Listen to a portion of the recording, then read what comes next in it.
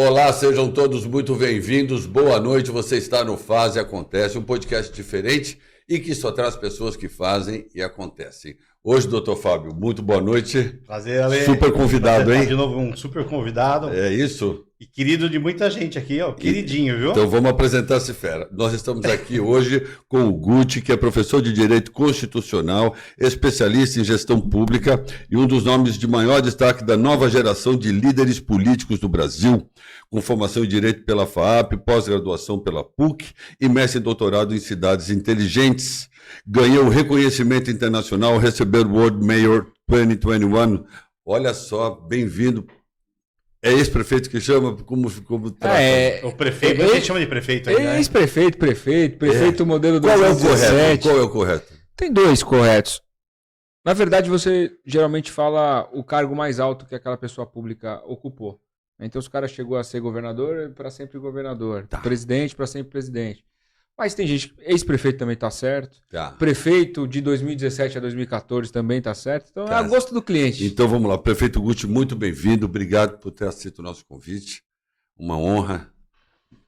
Eu que agradeço, Alexandre, obrigado, doutor Fábio, é uma honra muito grande estar aqui Sim. com vocês. Falar um pouquinho de política local, política nacional, é extremamente importante.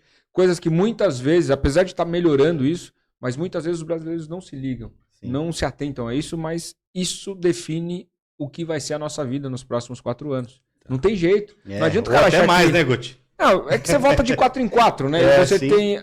O bom da democracia é isso. Se você fez uma Não uma deu cagada, certo, não deu certo. você pode corrigir. Sim. Né? Enfim, depois de 4 anos. Vai gemer 4 anos, mas você pode corrigir. Uhum. Isso que é bom. Só que as pessoas, os brasileiros hoje, infelizmente ainda, melhorou muito, mas ainda não estão ligados. Principalmente nos cargos menores, como, por exemplo, eleições nacionais. A galera está preocupada com o presidente. Quem está antenado está preocupado quem é o presidente. Eu gosto desse, eu gosto daquele.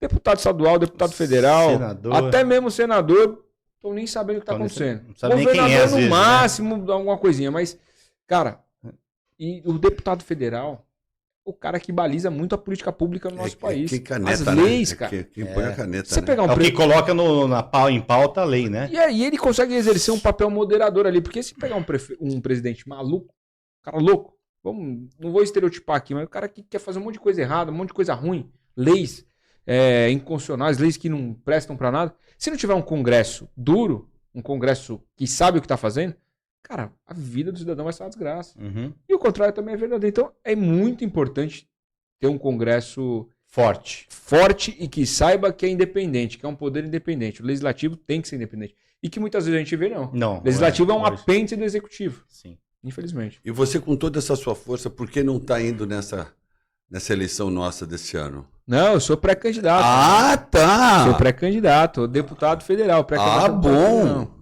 Então tá, muito É bem. importante.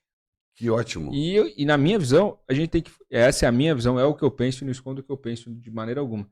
Mas a gente tem que fugir um pouco dessa galera midiática, que não sabe absolutamente nada de política de administração pública, mas vê lá uma manifestação da esquerda, e eu que sou de direita vou lá xingar os caras da esquerda para ganhar like, para tomar um tapa na cara, ter 1 milhão de views, e aí chego lá no Congresso, não sei nada que está acontecendo. Não sei nem como que é uma lei ordinária, um projeto de lei, o que é uma emenda à Constituição. Vira um pouco provocação, né? E não resolutivo, mais provocação. E não dá né? pro cara aprender. Você é dentista, um cara muito conceituado na cidade. Você conseguiria ir num consultório de alguém que está no primeiro ano, ou que quer ser dentista, que nem começou e nem fez o vestibular para ser dentista? Você não vai. O cara vai arrancar 3 dentes meu, eu não tenho nada. Tem uma cara e o cara vai... É a mesma coisa isso. O que eu digo é o seguinte, eu não entro num avião que o cara só pilotou por simulador. Se o cara nunca pilotou um avião, eu não entro naquele avião. A chance de dar besteira é grande. Então o que acontece muitas vezes é que a galerinha... Aí tem uma manifestação do 8 de janeiro, beleza. Aí vai um cara de esquerda lá, com uma camiseta vermelha, MT, assim, e começa a xingar, gritar, ganha 1 milhão de likes e acaba vencendo a eleição. Isso não é produtivo. A gente tem que pôr gente que sabe o que está fazendo, que tem um background bom, que entende o que está... Ah, não, então agora só pode quem já teve mandato? Óbvio que não. Acho legal do Guti, Ale, É que o Gucci, você viu pelo pequeno currículo que você pôs, você só leu uma parte, porque a gente vai ficar até amanhã aqui, né? Mas assim, o Gucci, além de ser prefeito, talvez da maior cidade que não seja a capital, né? Não sei se Campinas está brigando. Não, é a maior cidade. É a maior cidade, é Guarulhos, tirando a capital. Né? Na verdade, São Paulo fica na grande Guarulhos. 2 mandatos, né? Foi prefeito. E ele estuda, ele é formado na área que ele trabalha. Tá. Então, é muito legal, porque muita gente é prefeito, é vereador, mas muitas vezes não sabe ler, a gente sabe disso. A gente tem aqui na cidade vários casos, aqui não vamos entrar em detalhes. Pessoas que são semi-analfabetas, não falando mal, mas para todo o cargo, política também tem que ser estudada. Como é que um presidente, por exemplo, presidente não fala inglês ou não fala pelo menos umas 2 línguas a mais? Então tudo tem que ter estudo, né? E muito mais isso, porque assim, você vai administrar uma cidade, não é uma fábrica, Sim. não é um comércio. Então, e outra, você tem que saber lidar com tanto egocentrismo, vaidades.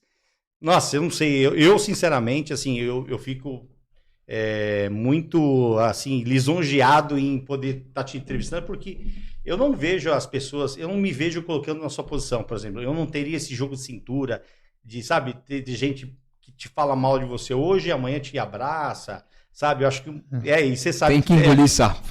Tem que engolir sapo, né? Então, assim, não basta saber o que está fazendo, mas você tem que ter outras vantagens, outras características, né? Você tem que ter para que você consiga desenvolver bem o seu papel, porque política é justamente isso. Não é sair brigando ou brigando com o lado esquerdo, sei lá, direito, esquerdo, mas sim sabendo o meio de campo. Vamos fazer isso aqui, o que você acha disso aqui? Vamos tentar.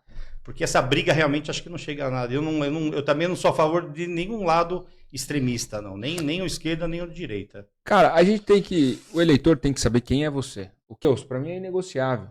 É inegociável.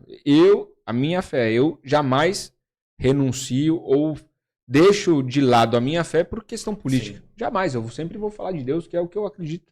E para mim não vivo sem Deus. Não sou nada sem Deus. Segurança pública. As pessoas têm que saber. Eu gosto de uma segurança pública dura. E tem que ser assim, cara. Bandido é bandido, tem que estar preso. Gente do bem tem que estar solta. E o que está acontecendo? Inversão de valores. A gente que é do bem, a gente tem medo de sair. Quem tem um pouco mais de grana, sai de blindado. Quando sai, fica com medo. Deixa o relógio que é mais caro de casa. Você acaba se privando de muita coisa. E o bandido não. Tá lá de madrugada. O pessoal até brinca, né? O posse tá fazendo xixi no cachorro agora. Exatamente. Né? E aí é o seguinte, eu defendo diminuição da maioridade penal. De 18 tem que vir para 16 anos. Então, o cara que gosta do Gucci, ele tem que saber quem é o Gucci. Ele não tem que ir na feira comprar uma melancia e chegar com uma banana em casa. Sim. Pô, não deixa de ser, o político não deixa de ser uma ideia, representante de uma ideia. Se você fala uma coisa para ganhar aquele eleitor, mas você pensa diferente, chega lá no Congresso e vai fazer diferente, vai dar ruim. O cara vai apontar o dedo na sua cara. O pior, Gucci, o que acontece é que muita gente até esquece de quem votou, né? Tem uma pesquisa disso, né? Você sabe quem foi o deputado federal que você votou? Não me lembro. Não, mais. 90% não sabe. Não lembra mais, né? E o pior que isso ainda, na minha opinião, se você perguntar para que serve um deputado federal? Isso aí, o que é isso aí? Para que serve? É só para tomar dinheiro nosso do imposto. Não serve para nada. Na realidade, o deputado federal é o que a gente está falando no início. É um guardião das leis. É um cara que consegue, se o Estado começa a ser muito progressista, né, numa maneira bem ruim, cara, tem lá um Congresso mais tradicional, ele trava. Você entende? As coisas acabam não passando. Então, é isso que tem que ser. É uma caixa de ressonância. Presidente é a cabeça de um cara só. 513 deputados forma consenso, forma maioria. Você entende? Então, é para isso que serve. E outras coisas, né? Fiscalização e trazer dinheiro. O deputado, na média, no mínimo, de emendas impositivas. O que é emenda impositiva? É aquilo. Eu chegando lá, novato, nunca fui deputado federal. Eu vou ter, no mínimo, 50 milhões de reais de emenda por ano. No mandato, são 200 milhões. É muita coisa. Você consegue transformar bastante coisa. Você consegue chegar numa cidade como Guarulhos e destinar uma parte dessa grana, uma boa parte dessa grana, para mudar bastante coisa na saúde, por exemplo. Você entende? Então, o deputado federal, ele pode muito. Ele consegue ajudar muito. Mas as pessoas não têm noção do que é isso. E se elas entendessem o que é isso, pode ter certeza, o Brasil seria diferente. Não tenho dúvida disso. Mas é interessante. É interessante para governos Independente de quais governos que estejam, mas o que está hoje aí. Interessante que ninguém saiba nada de política. Te mantém no cabresto. Quanto menos você souber dos seus direitos, quanto menos você souber do que você pode, mais eu te mantenho no cabresto. Aí eu te dou um show e te dou uma comida, uma picanha, e você volta em mim para sempre. Só que você não entende a potência que você é. Você entende? Eu te mantenho na gaiola, na jaula. É bem isso mesmo. Guti, graças a Deus, sabendo que você é pré-candidato, sorte do estado de São Paulo, nós temos uma qualidade de pré-candidatos, pelo pouco que eu vi, assustador. Eu acho que nunca tivemos uma eleição com pessoas tão despreparadas. Né? Pelo seu histórico, teoricamente e matematicamente, você está eleito. Porque com 85, 90 mil votos, provavelmente você entre, acho que é mais ou menos... Por aí. É por aí, 85, 90 mil votos. Então, matematicamente, graças a Deus, você já está... Não, eu tenho um voto, o meu. Não, dois, o meu. Obrigado. Não, eu acho que a gente tem que olhar para quem foi a pessoa que está se candidatando a isso. Pergunta, se nós tivermos a má sorte do povo votar pelo impulso, por gracinha, por panfleto, nós vamos ter, independente de quem seja o presidente, mais 4 anos de um país que vai vir arrebentado, pagando 1 trilhão de juros ao ano. Se você tivesse uma única decisão, você está eleito. Se você tivesse uma única decisão que você pudesse tomar ela sozinho, qual decisão você tomaria pelo país hoje? Uma única só. Eu sei que é difícil, mas uma única que você entenda que fizesse toda a diferença. O que faz toda a diferença, o que a gente conseguiria mudar tudo que é pasta. E aí, como você falou, uma única decisão, vamos trazer para uma questão um pouco mais utópica. Né? É uma utopia você falar que uma decisão ia resolver isso. Mas vamos ter a varinha de condão ali. Corrupção. Acabar com isso aí. Se acabar com a corrupção, sobra dinheiro para tudo. Sobra dinheiro para tudo. Aqui em Guarulhos, por exemplo, eu peguei uma cidade endividadíssima. Eu peguei uma dívida de 7,4 bilhões de reais numa cidade que tinha um orçamento de 4 bilhões. Ou seja, eu já entrei com 2 anos comprometido só de dívida. E eu paguei tudo. Congelei. A única cidade do Brasil que congelou 8 anos de IPTU, única do Brasil. Não aumentou R$1 durante 8 anos. Não teve correção nenhuma inflacionária. 8 anos. Paguei todos os funcionários. Acabei todas as obras que o PT tinha deixado. Ou seja, qual que é a minha... E foram 20 anos de gestão, né? Anterior à tua, né? Você pegou 16 anos. 16 anos. E consegui resolver o problema da água. Né? A gente tinha um rodízio absurdo aqui na cidade. Hoje não tem mais rodízio. 2% de esgoto tratado, eu entreguei com 40% de esgoto tratado. Deixei muita obra licitada, começada, organizada, com dinheiro em caixa, tudo. E entreguei muita coisa, muita obra de infraestrutura, muita coisa. Não sou melhor que ninguém, não é falsa modéstia. Não sou melhor do que ninguém. Eu só sou estudioso, adoro trabalhar. E tem gente boa do teu lado. E não meti a mão em coisa que não é minha. E não pratiquei corrupção. Então, não tem segredo. Se você fizer a coisa certa... Aí, e lógico, choque de gestão. Você tem que enxugar a máquina. Eu diminuí em 45% mais ou menos o número de cargos em comissão. Cargos em comissão são aqueles que o prefeito nomeia, não precisa passar. Eu diminuí em 45%. Diminuí os aluguéis, na média, em 30%, todos os aluguéis da prefeitura. Então, eu fiz um enxugamento de máquina para sobrar dinheiro, ou pelo menos para não faltar. Então, eu fiz isso. Não sou melhor do que ninguém. Só tive a vontade e fiz o certo. A gente tinha uma companhia de água e esgoto. Quando eu falei que eu resolvi a água e esgoto da cidade, a gente tinha uma companhia que devia 3,2 bi de real, essa companhia de água, que era a Sabesp. O SAI. Passei para a Sabesp. Resolvemos a água, resolvemos o esgoto, resolvi a dívida e ainda coloquei dinheiro de investimento. Mas por quê? Porque se você fizer a mesma coisa e esperar resultado diferente, você é maluco. Para ter outro resultado, você tem que fazer totalmente diferente. Então, eu meti a mão nesse vespeiro. Muita gente é impopular. Porque já vinha há muitos anos já o SAI dando prejuízo, mas né? Muitos anos. Isso é impopular, Guti. Isso não vai dar certo. Cara, a rede antiga, se a gente não fizer, não vai mesmo. O Proguaru, que cuidava da zeladoria na cidade, uma empresa pública, cara. A empresa estava velha, a empresa não se mexia, né? Totalmente engessada. O que eu fiz? Eu terceirizei, literalmente. Terceirizei. Encerrei ela, porque ela tinha um problema absurdo financeiro. Nunca ia se pagar. Não rendia o que tinha que render. Pronto, acabei. Passei para iniciativa privada. Olha, a zeladoria da cidade melhorou absurdamente e hoje já não tem mais dívida com essa tal de Proguaru. Por quê? Todo mundo, Guti, você vai meter a mão no vespeiro. Não importa, cara. Eu fui eleito para resolver os problemas. Se vai doer politicamente em mim ou não, Não tem problema. Você tem que fazer o que tem que fazer, cara. Ô Guti, você acha que as empresas públicas elas têm uma qualidade de gestão, de resultado muito pior do que as privadas? Por ser, sou funcionário público, faz corpo mole, deixa para amanhã. Eu não vou generalizar, porque dependendo de empresa pública, funciona bem. Eu não vou generalizar, mas eu vou te falar. A tua experiência. Vou te falar, a maioria, tá? A maioria. Não vou generalizar, porque todo mundo a maioria sempre é burra, a generalização sempre é burra. A maioria, sem sombra de dúvida, muito, muito pior. Sem sombra de dúvida. Tudo que é serviço, vamos lá. Tudo que é serviço público não entrega o que deveria entregar. E terceirizar é muito melhor. É óbvio que você tem uma empresa pública para exploração de minérios, riquezas naturais, soberania nacional. Cara, eu acho que não tem que terceirizar de jeito nenhum. Você está mexendo com a sua soberania, a soberania de um povo. Agora, serviço, cara, mas tem que terceirizar na hora, porque é mais problema para a prefeitura administrar, né? E quem faz tudo não faz nada, cara. Não dá. Quem faz tudo não faz nada. Então, o Estado, ele é muito engessado. Se o Estado ficar só na parte de legislar, fiscalizar e administrar, só. É a função dele. Agora, o serviço de entrega... Cara, por que o Estado... Por que o município, o Estado, quando eu digo o poder estatal, tem que se preocupar com a varrição de uma rua, com a coleta de um lixo? Não deixa o terceiro. E aí, eu cobrar um CPF, você lá, Joãozinho é funcionário de carreira, tá? Putz, ele não varreu os 5 quilômetros que ele tinha que varrer no dia.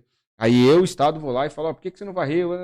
Cara, você tratar a granel é muito complicado. Agora, você, CNPJ, que contratou 100, 300 mil funcionários, falou, cara, você tinha que varrer 600 quilômetros esse mês, você varreu 380. Tá aqui, vou pagar sobre 380, vou te dar uma multa que você não cumpriu a meta, e se você tiver mais dessas multas, eu vou te inabilitar, vou te tirar daqui e vou licitar um novo. Cara, você vai ter que entregar. Esquece. Então, é isso que eu defendo. Totalmente. Tem que terceirizar tudo que der para se terceirizar. O povo do modo geral, né, Lê? Eles são meio contra, né? Você fica terceirizando, mas tem que terceirizar. Eu penso assim, principalmente serviço, né? Eu acho que a maioria não é contra, não. Não, porque é o seguinte, de verdade, quando a gente trocou a Proguaru, encerrou a Proguaru e colocamos várias empresas, um para varrição, o outro para guia e sarjeta, outro para poda. Quando a gente terceirizou isso, as pessoas viram um resultado muito melhor. E de verdade, elas não sabem quem está fazendo. Não sabem. Elas não sabem, é verdade. O serviço está sendo entregue, maravilha. A coleta de lixo aqui em Guarulhos nunca foi feita pela prefeitura, sempre foi terceirizada. E era quando eu entrei, era um dos serviços mais bem avaliados da prefeitura. Quando eu entrei, e permaneceu assim. Mas por quê? Porque era feito por terceiros. E o cidadão, quem é que faz? É a prefeitura ou empresa privada? Sei lá quem é que é. Sim. Só sei que está funcionando. E o serviço ruim... É verdade. Mas não importa, a culpa é da prefeitura. Sim. Então, você é pré-candidato ao partido? PSD. PSD. Vocês são centro-direita? Centro-direita. Partido é centro-direita. Tem o Caiado como pré-candidato a presidente. Eu ia chegar nele, né? Mas antes eu queria colocar um tema, você fique à vontade, que é extremamente polêmico. As últimas 72 horas houve um vídeo publicado de 3 trans dentro de um banheiro feminino e os trans falavam, palavrão é pessoal, os que tem peito, só os que tem pinto, e voou coisa para todo lado, gerou um debate muito grande. Sobre o meu ponto de vista, aquela deputada Erika Hilton, que presta um desserviço à nação, que é uma coisa, Concordo. Eu não sei o que quem foi que conseguiu essa proeza de passar esse rapaz lá, né? Qual presidente da Comissão da Mulher. Né? Não, tem que respeitar. É um feito extraordinário. É um feito extraordinário. Eu não consigo nem continuar. Mas para ir direto na pergunta, a sua opinião sobre trans usar banheiro feminino proporcionalmente aí o masculino, o que você acha disso? Totalmente contra. Totalmente contra. E aí eu vou perguntar para um pai que vê sua filha num banheiro ao qual tem uma pessoa biologicamente com um pênis entrando ao lado dela. De 12 anos, num shopping. A gente tem relatos que uma trans que foi detida, ficou presa num presídio feminino, engravidou várias outras presas. Sim. Então, faz sentido? E aí, vamos pro esporte. Como é que uma trans vai jogar no time feminino? Não dá. Não tem, a biologia, não sou eu, você tem que perguntar pra ciência. Não tem como. É desproporcional. Então, tudo é desproporcional. acho que cada um tem que saber o que é melhor para sua própria vida. Nasceu homem, quer ser o resto da sua vida mulher, enfim. Ok. A decisão é sua. Desde que não impacte na vida de outra pessoa. Tá impactando na vida de outra pessoa, o homem que bate em mulher tem que se danar. O cara pode fazer o que ele quiser dentro do ambiente dele, dentro do momento em que não afete a vida de outra pessoa. Agora, na minha visão... Aí você vive em sociedade, né? Independente de qualquer coisa, né? Então, cara, ou tem um terceiro banheiro, né, Guti? Você é a favor de um terceiro banheiro? Cara, Porque assim, o que eles falam é que a pessoa fica constrangida, né? O trans fica constrangido em entrar no banheiro, sei lá, transformado de mulher no banheiro masculino. Eu acho também meio estranho. Eu talvez ficaria meio receoso também, né? De entrar, sei lá, se é homem, se é mulher, sei lá. E eu acho que talvez um terceiro banheiro seria a solução, não sei. Talvez logisticamente, sim. Acho que é difícil fazer isso. Não, mas... Talvez sim. Não causaria constrangimento para ninguém. A pessoa consegue ser o que ela quer ser. Sim, respeitaria todos. O que ela, no íntimo dela, decidiu ser. Ninguém seria afetado, ninguém seria impactado pela decisão única e exclusiva dela.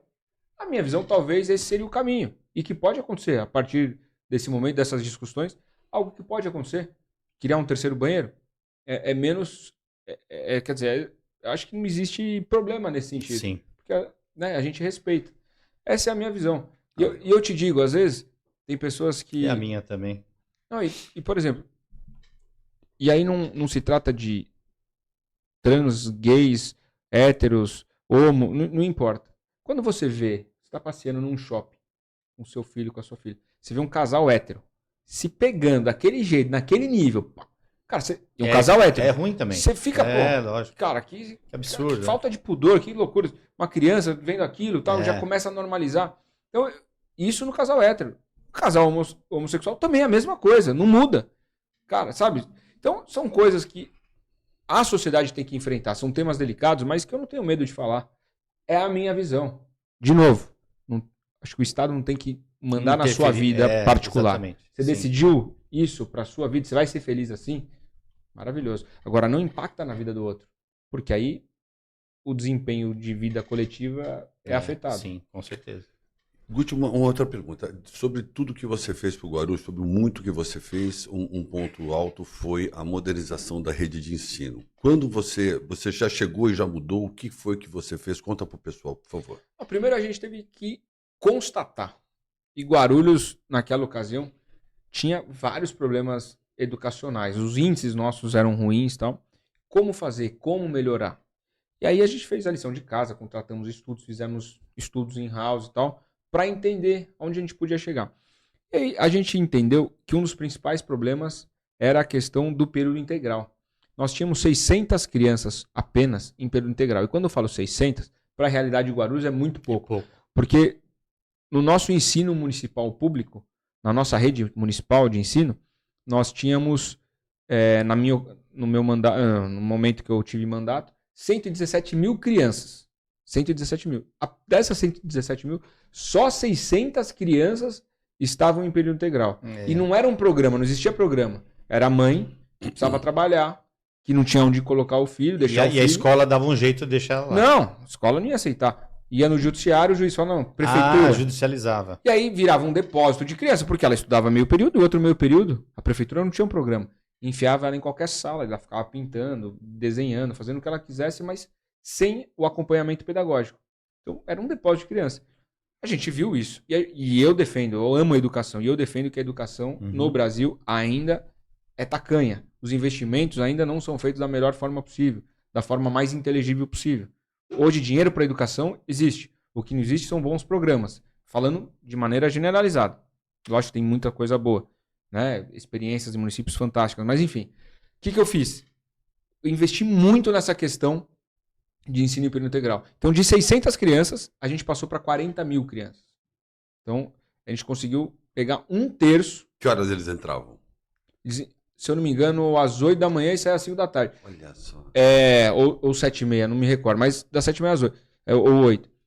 E aí eles tinham 5 refeições diárias. Primeiro, a mãe sabe que está aprendendo, está num ambiente seguro e está se alimentando. E a alimentação para aquela mãe que está em periferia, que está batalhando dia a dia, a alimentação é crucial. Porque ela sabe que ela não vai gastar dinheiro para alimentar o seu filho. Só vai se preocupar com isso no final de semana. Então, já é uma economia para dentro de casa. Né? O dia a dia é muito duro, né? Pessoas desempregadas e tal. Então, ela já sabe, o meu filho não me preocupa de segunda a sexta, porque vai ter 5 refeições, vai estar bem. Então, isso foi um salto extraordinário que a gente isso é uma realidade muito próxima, né? A gente pensa que é uma coisa absurda, porque Guarulhos é uma cidade gigantesca, mas não é. Não. Tá ali, tá aqui, né? Não, total. Total, né? Tanto que algumas mães, por diversas vezes, Guti, você precisa melhorar a nossa alimentação. Eu falei, como assim? Tem 5 refeições, refeição é boa. Eu tinha o costume de comer, pelo menos, não vou falar uma vez por semana, mas uma vez por mês, eu ia em alguma escola e comia a merenda das crianças, né? Não tudo, hein? Mas eu dava aquela picota pra ver como é que tava e tal. E aí, qualidade boa, cara. Comida que eu como em casa. Só que, como que tá ruim? Aí eu perguntava, o que tá acontecendo? Pô, eu acabei de comer lá. Tá... Não. É que chega as férias, o recesso escolar, e a gente não tem a comida para as crianças. Isso pesa no nosso orçamento. Aí eu criei um programa. De uma cesta básica, né?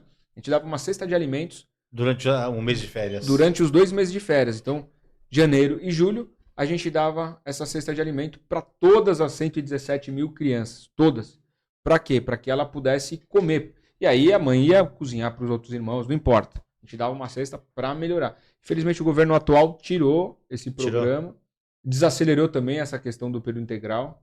Então, acho que até não sei se diminuiu, não vou falar que diminuiu porque eu não tenho os acessos aos números, mas desacelerou, porque a gente tinha feito um planejamento que até 2030 a gente ia universalizar. E o mais curioso disso tudo, de novo, trazendo o empresariado para perto, a terceirização. Eu entreguei mais ou menos, contando com os céus, eu entreguei entre 20 e 25 escolas, né, novas. Com 25 escolas você não consegue saltar de 600 para 40 mil. Uhum. E o que eu fiz? Você otimizou as outras? Terceirizei. Terceirizou? Cheguei no ensino infantil, cheguei para várias professoras que tinham escolinhas. Quer ser conveniada da prefeitura? Então tá bom. Isso aqui são os pré-recs, aí, os requisitos que você tem que fazer, tal. Eu vou te pagar uma per capita. Você vai cuidar de 200 crianças para mim. Você vai cuidar de 300, você vai cuidar de 150. Não contratei um professor a mais em concurso público. Os professores já estavam lá. Não construí uma parede a mais nesse sentido. E solucionei o problema. Uhum. Com uma canetada ali, né? Ou grande parte desse problema. Eu criei um programa também. Faculdade Municipal Guarulhos. Pergunta quantas faculdades eu construí. Nenhuma. Quantos professores eu concursei? Nenhum. Cheguei nas universidades, faculdades existentes na cidade e falei, vocês querem que a gente praticamente compre algumas bolsas aí de estudo pra galera? Ah, interessamos, tá, eu pago até tanto. Beleza? Fechou.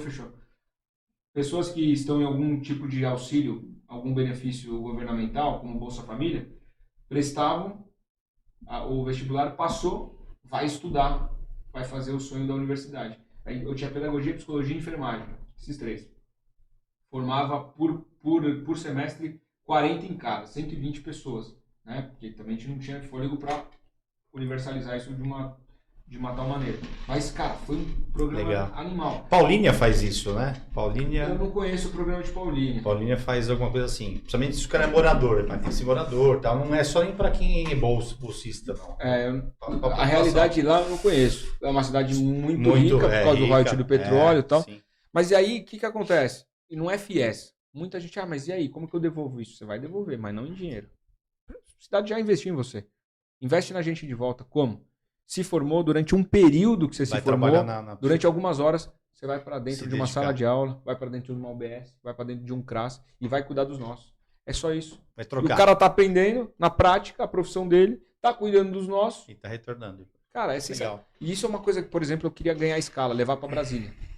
Se Deus permitir chegar lá, um negócio que eu acho que o governo federal... Mas isso você consegue apoio, com certeza. Eu acho que, a ideia funciona... não funciona só aqui em Guarulhos. Outras cidades já fazem alguma coisa parecida e com um resultado bom. São Caetano então faz, mas eles têm a própria faculdade. E aí é um gasto enorme. Você tem prédio, manutenção predial, concurso público. É mais complicado. É mais coisa para ficar de olho. De novo, eu sou adepto, muito adepto, e eu acho que o Brasil só vai para frente de maneira rápida. Uhum. Se eu quisesse sair de 600 crianças para 40 mil, construindo escola, só focado em construção de escola, fazendo concurso para professor, primeiro, não ia ter terreno, não ia conseguir tempo hábil para licitar, para construir, para fazer concurso. É administração pura isso aí, né? Esquece. Cara, eu terceirizei. E eu acho que a saída para o Brasil dá um jump, assim, um salto absurdo em vários setores é a terceirização. E eu defendo isso. Eu venho à esquerda, terceirizador. Não. Eu tenho que ser um agente e criador de resultados positivos. E é o que a gente estava falando no início. Cara, essa briga ideológica tá muito chata. Eu tenho minha ideologia e eu nunca vou negar ela. A pessoa pergunta, você é o quê? Esquerda ou direita? Sou direita. Não fico floreando, vem pra... Não, sou direita. Você já sabe com quem você está conversando. Se você é de esquerda, paciência. Mas, enfim. Só que eu acho que antes da ideologia, a gente precisa entregar. O povo não come ideologia. Sim. O povo não anda de ideologia. Sim. Esquece, não dorme debaixo de uma ideologia. Não. A gente precisa ter habitação para as pessoas comerem bem, ter emprego para as pessoas, elas conseguirem se locomover, ou seja, ter qualidade de vida. Antes de ideologia vem tudo isso. Você tem que ter sua ideologia, mas nós, servidores públicos, a gente precisa entregar resultado. Tá, as empresas já fazem isso, né? Se for pensar em empresa, hoje muitas empresas terceirizam boa parte dos serviços dela, né? Muito, né? Tá, cara. Ford, teoria fordista. Então trazer a administração que funciona para a pública. E funciona. Exato, cara, não precisa ser gênio. Não precisa ser gênio. Sim, precisa ser. Vamos lá. Vamos pôr fogo aqui na conversa. Guti, uma série de prefeituras perderam seus recursos na história do Banco Master, comprando o CDB do Banco Master. Não vou citar as cidades, mas eu vi que Guarulhos não comprou. Graças ao mundo. A minha pergunta vem. Quem comprou esses papéis pelas prefeituras? Como funciona isso? A pessoa tem o caixa, ela faz o que ela quer com o caixa, porque quem fez isso realmente, se não fez na má fé, não sabia o que estava comprando, né? Olha, eu vou lhe dizer algo. Não sei se eu me fiz claro em relação a... Total. E eu vou te responder na prática. Tá. O gestor público, ele recebe propostas todos os dias. Eu estou falando proposta boa para o município. Não estou falando nem coisa errada que também existe. Né? Vai receber proposta, não tem jeito. Sempre tem um que tenta cantar e quando você fecha a porta, o cara já entendeu o recado e nem prospera mais na loucura. Mas tem as propostas boas, tentadoras, que é bom para o município. E Guarulhos, a gente recebeu. O pessoal não foi nem eu que atendi, enfim, mas chegou lá para o nosso Instituto de Previdência. Olha, vocês não querem investir? O fundo é assim, assado. Paga, eu não lembro agora. 140. Tá? Pagava 140 do CDI. 3, 4 vezes mais do que um fundo normal pagava. Uma coisa assim assustadora. É um negócio que enche os olhos, né? Qualquer negócio da China, você fala, cara, pô, se eu tenho um, vai virar 4, pelo amor de Deus, imagina que eu não consigo. Se eu conseguir depois de desvincular essa receita aí, consigo colocar em obras. Eu tô aqui viajando na maionese, pra vocês entenderem um pouquinho da cabeça de algum gestor. Aí você fala, cara, faz sentido. Só que para isso você tem que ter bons técnicos. Para avaliar, lógico. A servidora, a presidente desse instituto, falou, olha, isso aqui eu não assino nem amarrado. Eu falei, por quê? Tá doido, isso aqui é indício de vai dar problema, isso aqui é uma bolha, isso aqui vai estourar. Não existe isso.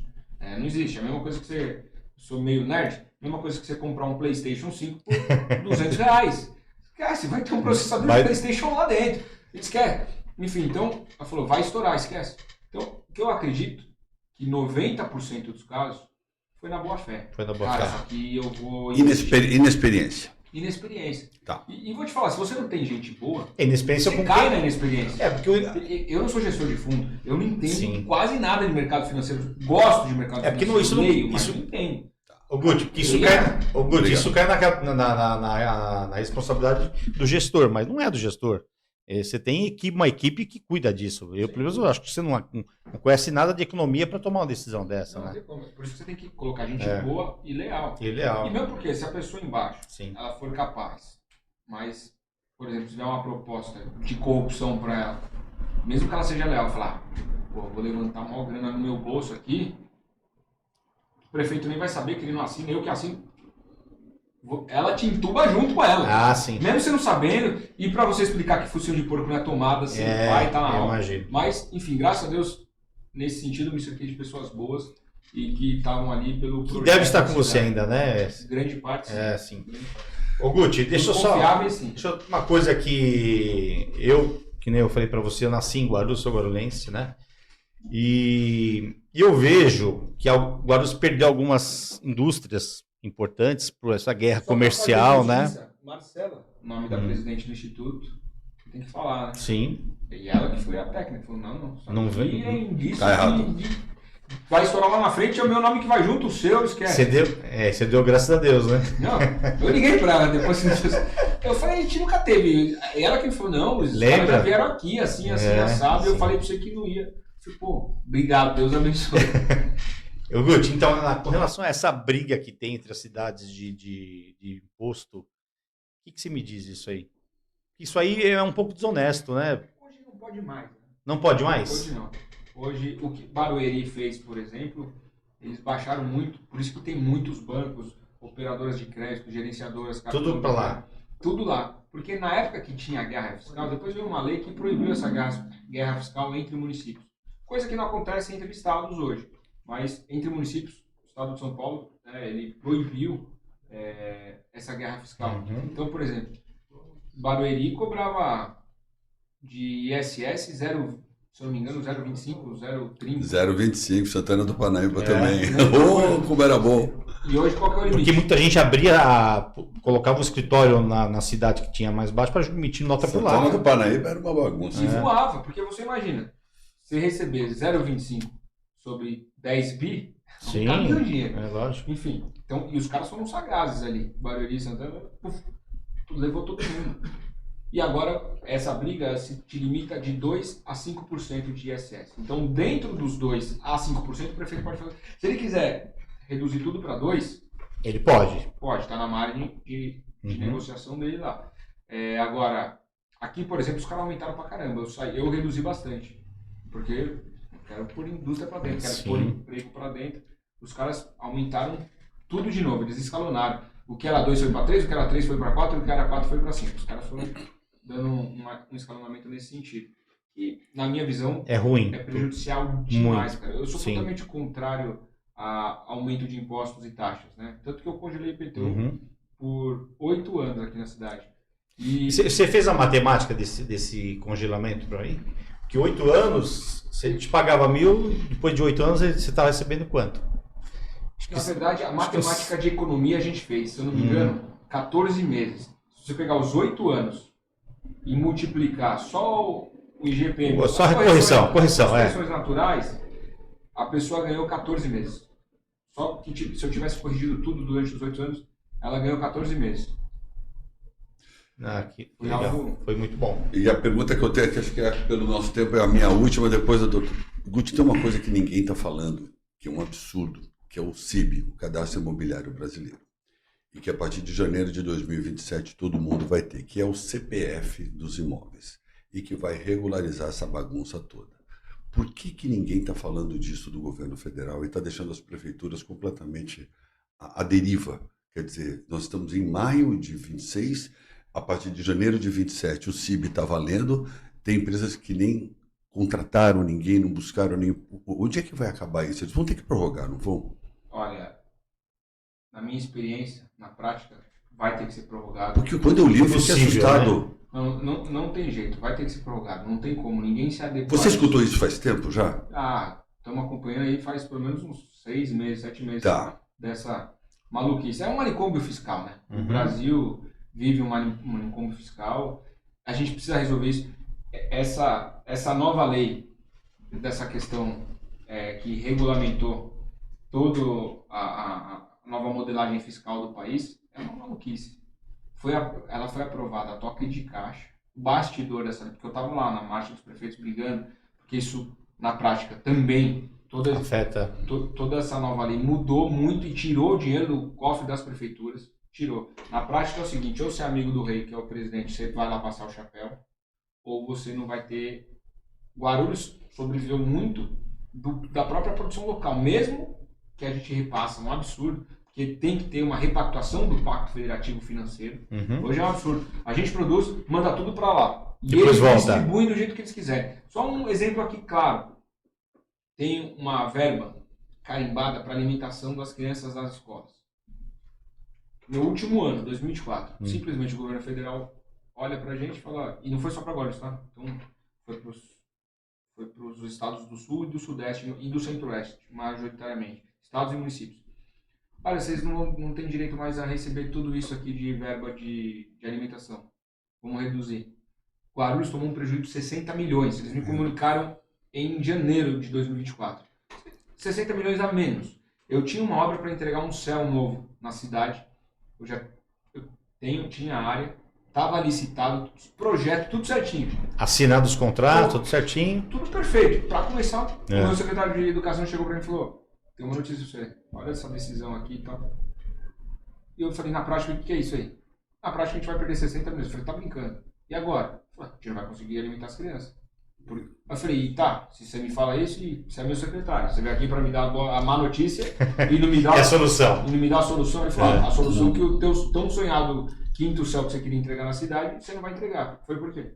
Porque lá vai custar 70, já é. E não tem gasto. Joga no lixo o projeto. Eu falei, só tem essa solução ali? Só. Eu falei, tá bom, joga no lixo. Entre pôr comida para as crianças comer e uma nova construção, um novo céu, óbvio que eu optei. Não pensei em 3 segundos. Eu falei, tá bom, joga no lixo.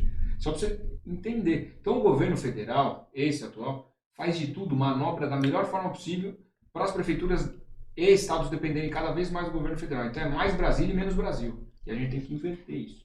Eu sou municipalista e defendo a municipalização das coisas. Maravilha. Deus nos proteja. Guti, muito obrigado por aceitar Deus nos proteja. Obrigado por aceitar o nosso convite, que você consiga se eleger, tenha aí 4 anos de mandato glorioso como deputado federal. Boa sorte para você. Eu que agradeço, Alexandre, obrigado. Se eu tiver 40 segundos só para falar de um... Não, tem mais uma pergunta ainda para fazer para você. Então, se eu puder falar, eu falei de um outro projeto aqui que eu quero em Brasília tentar emplacar, se Deus me abençoar com essa vitória, né? Sou pré-candidato. Tem um projeto de lei que eu não sei como nunca ninguém pensou. Vou explicar rapidinho para quem... Vocês vão pegar muito rápido, mas para quem está nos assistindo, eu vou explicar rapidinho. Tem a lei de incentivo fiscal, certo? Então, o que acontece? Tem a lei de incentivo ao esporte, a lei Rouanet de incentivo à cultura, que você pega uma partezinha do seu imposto, vou falar bem genericamente, você pega uma partezinha do seu imposto e coloca em algum projeto esportivo, algum projeto cultural tal, aí você abate, junta e presta conta para o governo. E muita gente prefere fazer isso do que dar o dinheiro para o governo e não ver esse dinheiro voltando em forma de benefício. De nada, Cara, tem que ter uma terceira porta, na minha visão. Uma nova lei que faz uma terceira porta. E qual é essa terceira porta? É uma lei de incentivo para quem doar uma parte do seu imposto para médicos e cientistas que estão atrás de descobrir a cura para alguma doença que ainda não tem cura. Não existe isso. E porque 2 fatores, 2 mulheres me incentivaram, me fizeram pensar sobre isso, eu já tenho um projeto de lei totalmente rascunhado sobre isso. Primeiro, minha mãe, ela faleceu, eu tinha 4 anos de idade. Ela morreu muito nova, com 35, um câncer fulminante. Então eu sempre cresci com esse negócio de impotência, de, pô, será que eu poderia ter feito algo? Será que dá para fazer? Eu acho que talvez isso seria uma forma de colocar dinheiro bom em projetos maravilhosos. Bons, e a segunda foi a doutora Tatiana, que inventou a polilaminina, que é as pessoas que estavam imobilizadas, né, paralisadas e conseguiram voltar a andar. Com a invenção dela, brasileira. Ela perdeu a patente, porque não pagou a patente. Dinheiro de pinga para uma invenção dessa. O governo federal, ninguém ajudou. Perdeu a patente, veio um país da Europa, está produzindo, está vendendo. Ou seja, a gente contrata menos, paga menos os nossos cientistas, os nossos trabalhadores. A economia nossa circular, nossa economia local fica precarizada, que poderia dar O mundo inteiro vai comprar esse negócio. As bolsas para pesquisa cada dia é menor, né? O mundo inteiro compraria isso. E aí você pega, na contrapartida, Dinamarca, né? O Munjar da Dinamarca, se eu não me engano. O Munjar foi feito lá. Dinamarca já é um país que voava. A Dinamarca, o PIB dela aumentou por causa do Munjar. Porque os caras protegem a invenção deles e faz o país dar certo. Então, isso eu acho que seria algo que mudaria a realidade, não só das pessoas que têm algum tipo de doença, que ainda não tem cura, mas a realidade de um país. Então, se eu puder ter um só. Cara, você chegou, você é novatão, você só pode um. Escolhe um. Peraí, você fez a pergunta da varinha mágica, mas essa é uma realidade que dá para fazer. Tá. Eu estava com medo de não atrapalhar a sua gente, então vou abusar mais um pouco. Então, mais um das suas infinitas pautas como deputado federal você sugere. Olha, eu falei algumas já, né? Isso já está rodando no Congresso, que é a redução da maioridade penal. Falei desse programa de faculdade, o governo bancar metade e as prefeituras bancar metade. Falei dessa lei da cura aí. E uma que eu acho bastante importante, voltando para a questão da segurança. 2 coisas rápidas. Eu estadualizaria o Código Penal e o Código de Processo Penal, lógico, nacionalmente os códigos dando a diretriz básica, como dão até hoje, mas os governadores poderem mexer nas penas mínimas, deixar mais rígido, deixar mais duro a forma, eu acho que isso seria fantástico. Individualizar de acordo com a realidade. Exatamente, a realidade do Acre é uma, a realidade do Sergipe é outra, a realidade do Rio Grande do Sul é outra. É bem diferente uma coisa da outra. Então, o Brasil tem proporções continentais, então teria que ter um pouco mais de folga para os governadores. Flexibilidade ali para... Flexibilizar um pouco para esse caso. E a audiência de custódia. Isso é tem que ser mudada, é uma piada de mau gosto. É uma piada de mau gosto. Pô, o polícia que prendeu em flagrante o meliante sai muito depois do cara que foi preso em flagrante. E hoje a gente tem tecnologia para isso. Porque o cara foi preso em flagrante, beleza, vai ser liberado rápido pelo juiz, mas tudo bem, deixa eu ver aqui. Teu nome é Alexandre? Cara, você tem um furto qualificado, tá pesando contra você aqui uma denúncia de estupro, uma denúncia de latrocínio, sei lá. O cara é um manual, só que o cara tá fugindo. Nunca ele é citado pelo Estado. Então, o Estado nunca começa a processar esse cara. A partir do momento que ele caiu, foi preso, o sistema vem, o juiz tem que ler todas. Sistemas fáceis de integrar, já estão integrados. Fácil, já são. Assina tudo. O Estado começou a te processar em 10, 12 coisas que você estava fugindo. E isso é uma coisa, já perde primariedade. Cara, já muda a realidade de um país. E fazer cadeia, né? Não, tem que fazer... Modernizar as cadeias e presídio, né? E o cara vai ter que produzir, o cara tem que trabalhar. Nayib Bukele, que é o presidente de El Salvador, o cara transformou a segurança do país com 3, 4 ações. Duras e enérgicas, mas transformou. Você que é a favor da privatização, você privatizaria os presídios? Na hora. Sério? Para ontem, né? Mesmo? Total. Não tem... Mas por quê? Dá uma única razão, Guti, assim, pra gente só serviço, fechar o raciocínio. É serviço. Você, Estado, você só controla aquele privado. Então o cara tá assistindo mil presos lá. O cara vai poder vender o serviço desses presos, vai te remunerar. Não é justo. O cara errou, fez alguma falta grave na sociedade e foi trancafiado lá. Ponto, maravilha, ponto pro Estado. Agora, a gente não pode ficar bancando o cara lá. O cara errou e a gente banca ele. A R$4.200 por mês, né? Cara, é ridículo. O cara tem que se bancar. Ele vai falar, filho, você vai... A gente sempre brinca, né? Vai costurar a bola da Nike, você vai fechar a camiseta da marca tal. Você tem que produzir. Vai ajudar. Aquela cena de filme e tal... Vai ajudar a passar emoção na estrada, não importa, cara. Você vai ter que produzir. E é óbvio que a empresa privada, ela vai querer ganhar capital. É mão de obra, né? Exato. Cara, a gente mudaria, mas não dá. A gente trata preso que nem uma entidade. Bibelô. Que não pode encostar. Então, na hora, terceirizaria na hora. Na hora, né? É muita ideia boa. Ô, Guti. Não é minha não, um monte de gente pensa. Sim, é.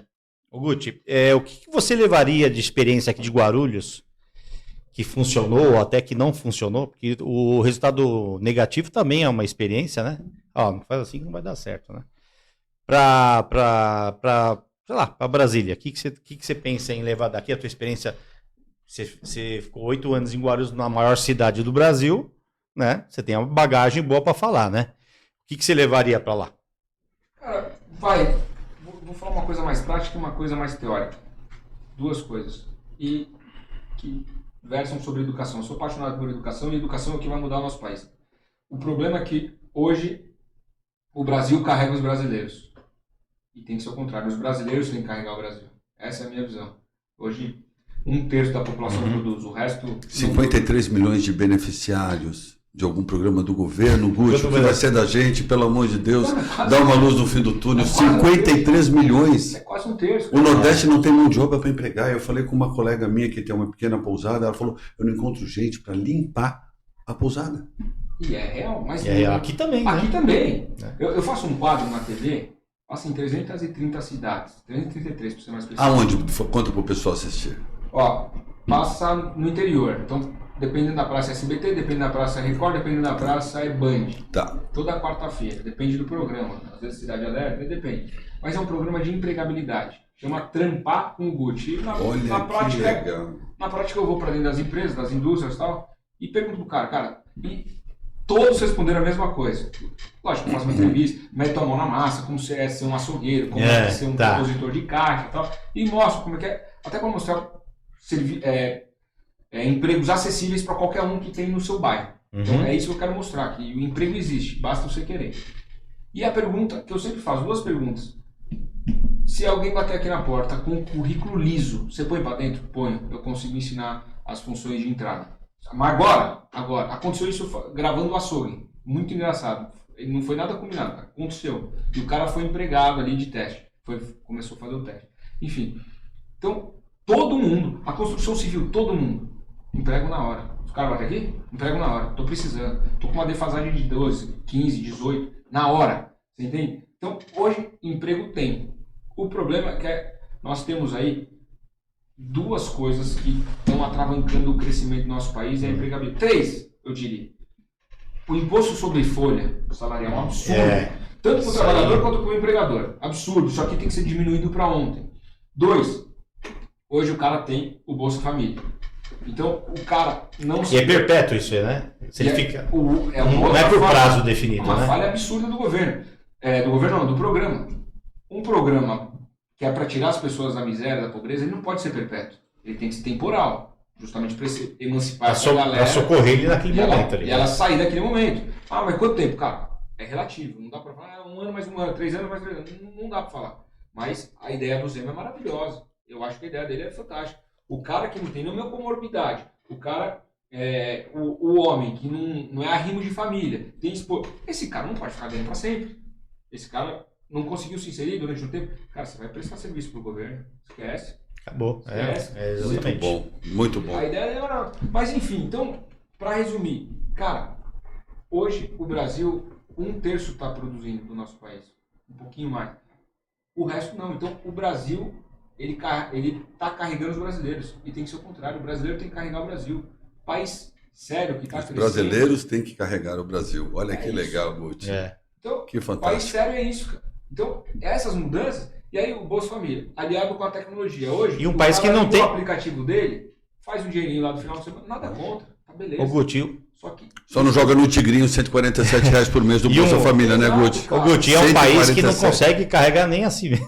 Que dirá os brasileiros. Mas não é, cara. E aí, como que você concorre com isso? Como que você concorre? O empresário, o médio, o pequeno, com o Bolsa Família e mais uma plataforma de aplicativo que o cara abre a hora que ele quiser, ele não tem patrão. Não concorre. Como você vai concorrer? Pagando melhor. Como você vai pagar melhor? Tendo menos imposto.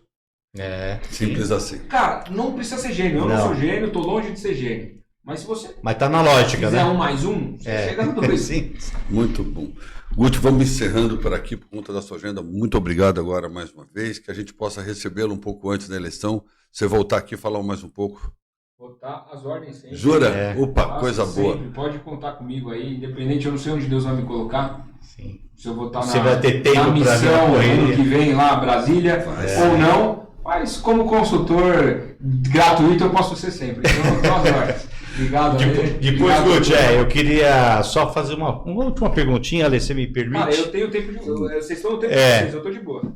Você, como educador que e tem uma linha muito forte na educação, você acredita no ensino EAD? Você acha que isso aí é o caminho ou não? Cara, é a porta de entrada da educação. Não pode ser a porta de saída. Um país com as nossas dimensões, com a quantidade de população que nós temos, seria uma porta de entrada. Seria o jeito de você conseguir levar a educação rápido para todo mundo. Porém, ela não é suficiente, na minha visão. Nada substitui, eu sou professor de aula de Direito Constitucional, nada substitui o tete-a-tete, nada substitui o contato pessoal, olho no olho. Então é importante. Especialização, beleza, mas... A formação, né? A formação, o pilar inicial... Eu acho também, eu não acredito muito mesmo também. EAD é bom, mas para algumas coisas mais especializadas... Uma pós, aí funciona bem, né? É isso, na minha visão como educador seria isso. Legal. Muito bom. Guti, obrigado mais uma vez por ter aceito, né? Poxa vida, uma honra. Pessoal, você que gostaram dessa entrevista, curta, recomenda, compartilha, critica. Olha o fera que a gente entrevistou aqui. Faz todo mundo conhecer o prefeito Guti. Deus quiser, vai ser nosso deputado. Fiquem com Deus. Boa noite. Até a próxima.